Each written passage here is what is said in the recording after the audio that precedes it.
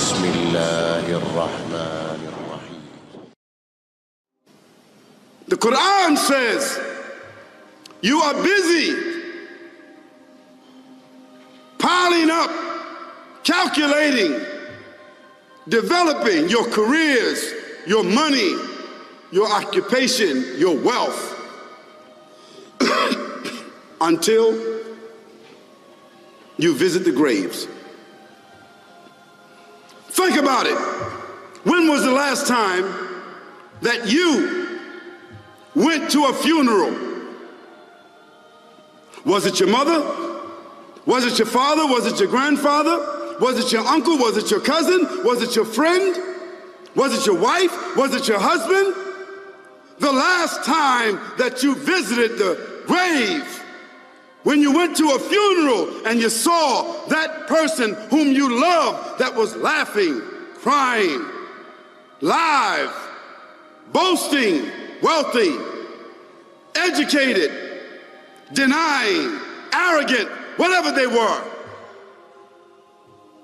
What was the demeanor of the people when you walked in that funeral home? When that person was stretched out in their last suit? What was the demeanor? Were the people cracking jokes? Were they dancing?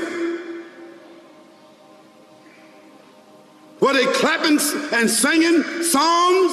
No. Silence. Melancholy. Trauma. Why? Because every person that walked in that room, seeing that person stretched out, the first thing they thought about was not the person. The first thing they thought about was that one day, this will be me. So Allah said, Alhaakumut takathur. All of us, all of you are engaged in running your mouths, doing your business, multiplying, buying houses, cars, business, whatever you're doing. And when you're told about God, religion, life, morality, you're saying, look, I ain't got no time for that. I got no time for that. I don't want to hear that. I don't even believe in God. Matter of fact, I don't even know if I'm going to die, and if I do, maybe I'm coming back again. As a matter of fact, science is so sophisticated that I think really that they're on the verge of being able to solve the whole thing of death soon. We ain't got to die. If we got enough money, we don't even have to die. See how arrogant people can be until they visit the funeral house. And then after you go to the funeral house, if you got the guts, if you're able to do so, you go to the grave. And now this is another scenario. And you say to yourself, is that it? I mean, 50, 60 years, scraping, struggling, scheming, lying, stealing, fornicating, jumping up and down, begging, working, and this is the end of it? I mean, is this what's going to happen to me? Are they going to be dropping me into a hole in the ground? A hole in the ground, the same hole that a cat digs after it defecates. Just a little deeper.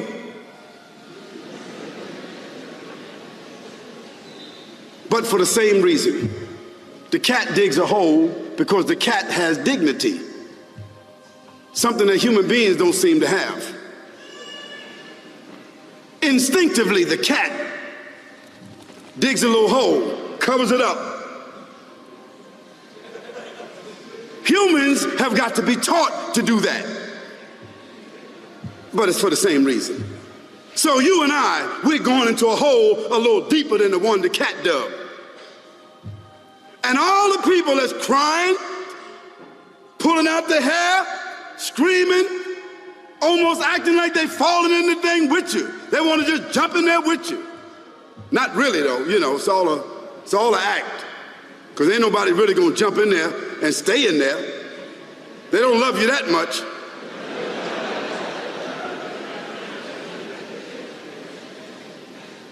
And then after all the shoveling get done, and they fill it up, and the box, you can't even see the box no more, the coffin that cost $5,000. I don't know what did they burn somebody in a $5,000 coffin for? I mean, if I was a funeral director, after they left, I would dig them back up and put them in another box and take that box back.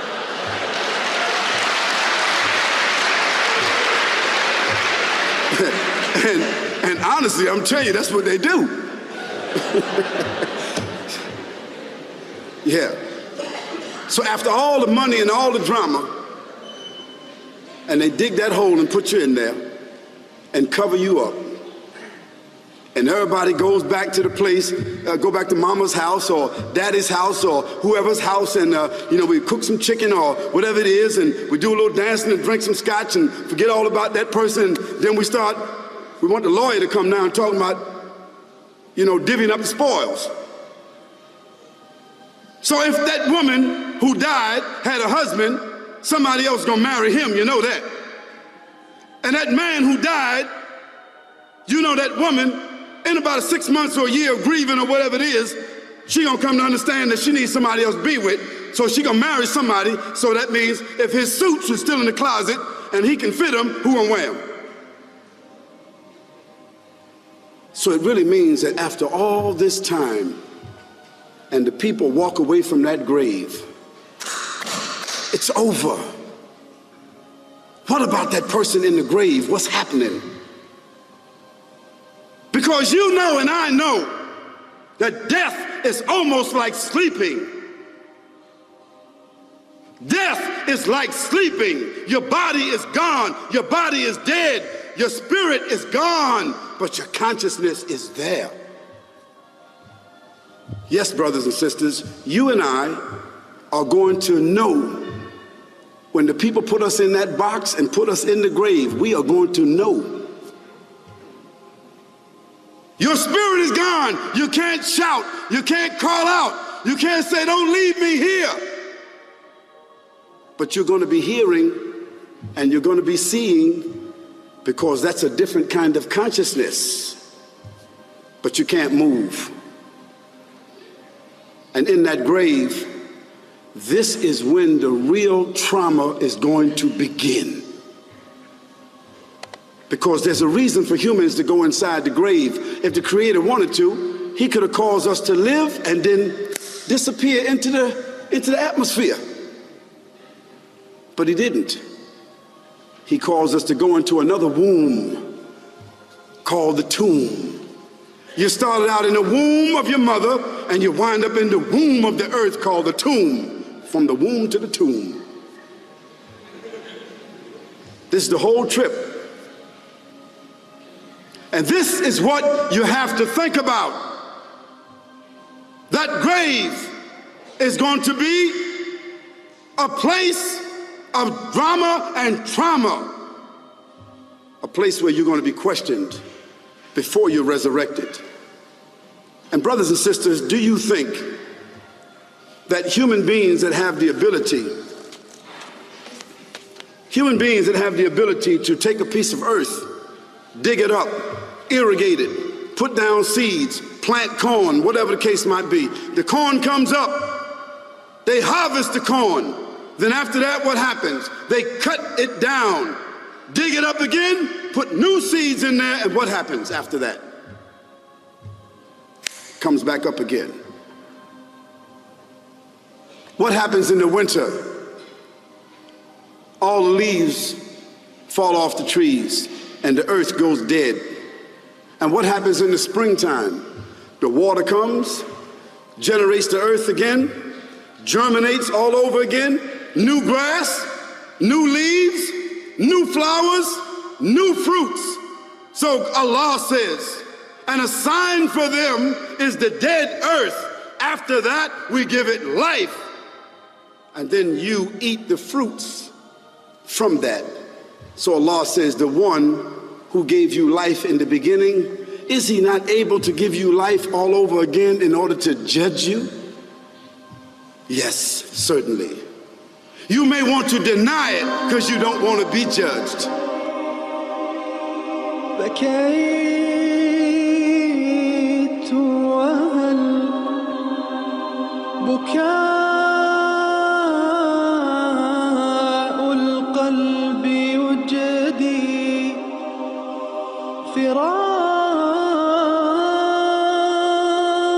فراق أحبتي